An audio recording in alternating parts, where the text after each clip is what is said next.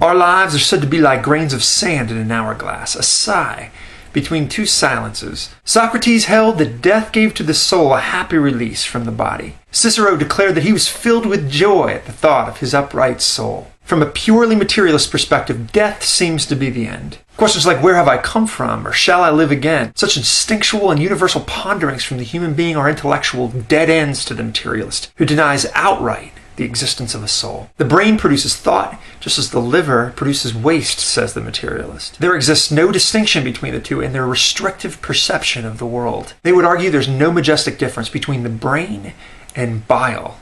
Only one of our wishing. Of course, if you're someone that's free from such materialist mind shackles, there's a distinct problem. As we all know, waste is material, bile is mere matter, while thought is immaterial. Thought is beyond matter. Of course, the materialist is sure to fire back, but when the brain gets injured, you can't think as you once did, thus proving that thought is simply a product of matter and completely dependent upon it. But again, only from a confined mind do such limiting statements of the world come. Because you see, the brain is merely an instrument of the mind, somewhat like your computer's hardware, which allows you use of your software. You can destroy that hardware, and although the software appears temporarily to be useless, the software is not broken or destroyed in and of itself. That software can be extracted and powered using new hardware. We are, every one of us, a temporary material instrument upon which an immaterial master plays.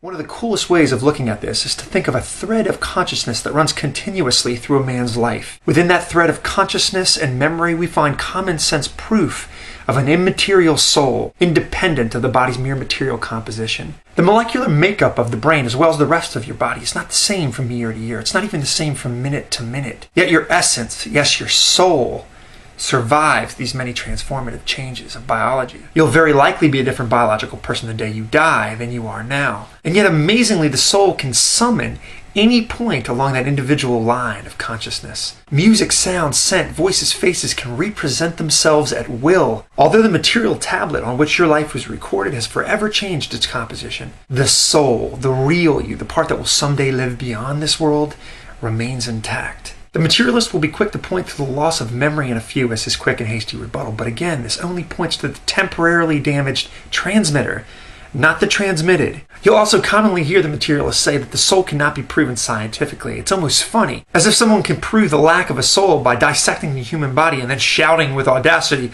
"I cut him open, I see no soul." I mean, this is essentially like saying that there's no songs or music on your iPod because when you break it open, you don't find 8-tracks, records, and CDs. They're simpletons to even utter such a thing, let alone boast of its certainty, but let's just for the moment entertain this. We all know that matter is indestructible, so is it that unreasonable to assume that what makes us up spiritually is also indestructible? But moving on from that, if we're all really soulless walking dead, as the materialist conjecture assumes, what use are these spiritual longings, these intellectual longings for achievement, these eternal longings for love? Newton once said that in this life we can pick only a few shells along the shore of the ocean of truth. Why do we have this limitless capacity and curiosity for gathering knowledge and experience? It seems very strange to have such powerful instincts universally that serve no purpose, even for one who thinks they live a purposeless life.